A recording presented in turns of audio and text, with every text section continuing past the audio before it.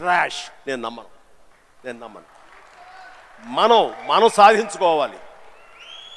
మన భవిష్యత్తుకి మనమే ఇంజనీర్స్, మన భవిష్యత్తుకి మనమే నిర్మాతలం. ఎస్, మనమే ఆ డెస్టినేషన్ అన్నది, ఆ డెస్టినీ అనేది మనమే ఏర్పాటు చేసుకోవాలి. మనం ఏర్పాటు చేసుకుంటేనే అక్కడ ఉంది అది.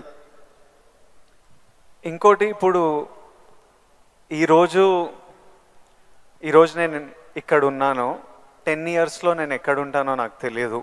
అలాగే మీకు తెలుసు, మీకు విజువల్స్, నాకు కూడా నేను 20-25 ఉన్నప్పుడు నాకు కొన్ని విజువల్స్ కనిపించేటివి.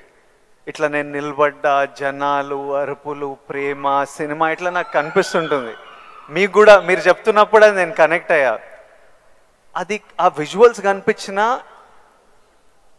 ఈరోజు నేను ఇక్కడ ఉంటా అని నాకు తెలియదు. 10 years తర్వాత ఎగ్జాక్ట్లీ లైఫ్ ఎలా ఉంటుందో మనకు తెలియదు. మీరు ఇంత జర్నీ చూసారు కాబట్టి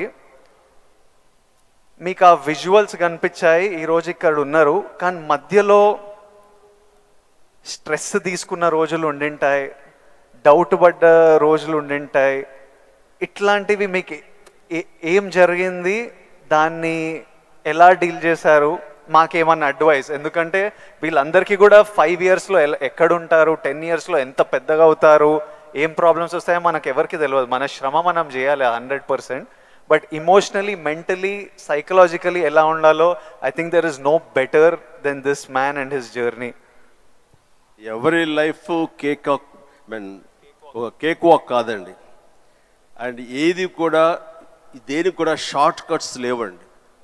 చాలా హర్డిల్స్ ఉంటాయి, తర్వాత ఎగుడు దిగుళ్ళు ఉంటాయి, ఎత్తు పల్లాలు ఉంటాయి, జయాపజయాలు ఉంటాయి, ఎగ్జైట్మెంట్లు ఉంటాయి, డిప్రెషన్లు ఉంటాయి. ఇవన్నీ కూడా తట్టుకుని వచ్చిన వాడిని, అవన్నీ నాకు జరిగినాయి.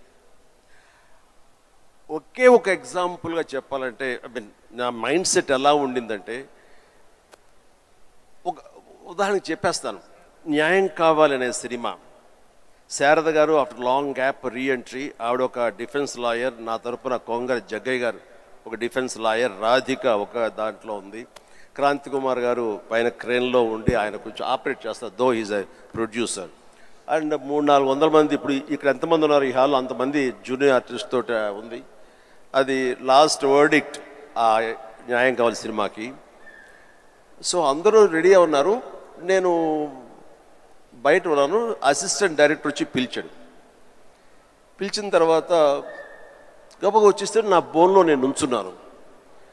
అందరూ ముందు ఆయన, ఏంటంటే మేము కూడా పిలవాలా, వచ్చి ఇక్కడ పడి ఉండారా మీరు, ఏంటంట అప్పుడే సూపర్ స్టార్ అనుకుంటున్నారు మీరేమన్నా, ఉండండి ఇది పెద్ద పెద్ద యాక్టర్లు లేరా, జగ్గయ్య గారు, శారద గారు అనేసరికి ఒక్కసారి గుండె పిండేసెట్ అయింది విజయ్.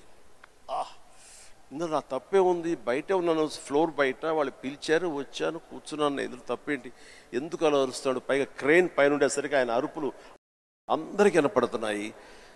అలాగే కామ్ అయిపోయాను. ఆ రోజు మధ్యాహ్నం భోజనం చేయబుద్ధి కాలేదు.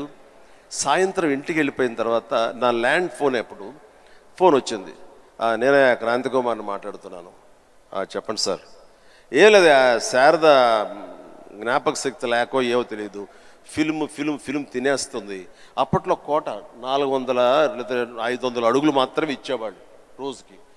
ఆయన స్ట్రెస్లో ఆయన ఉన్నాడు, ఆయన కోపాన్ని దాన్ని నా మీద చూపించుకున్నాడు. బట్ అది కాదు నన్ను ఎంత నిర్వీర్యం చేస్తుంది, ఎంత డిప్రెస్ చేస్తుంది, ఇంతమంది ముందు నేను ఎంత అవమానానికి గురవుతాను అనుకున్నాను. కానీ ఆయన అన్న మాటలు, అవమానం అన్నీ పక్కన పెట్టి ఒక్క మాట మాత్రం నా మైండ్లో ఉండిపోయింది. అప్పుడు మీరు సూపర్ స్టార్ అనుకుంటారా అని.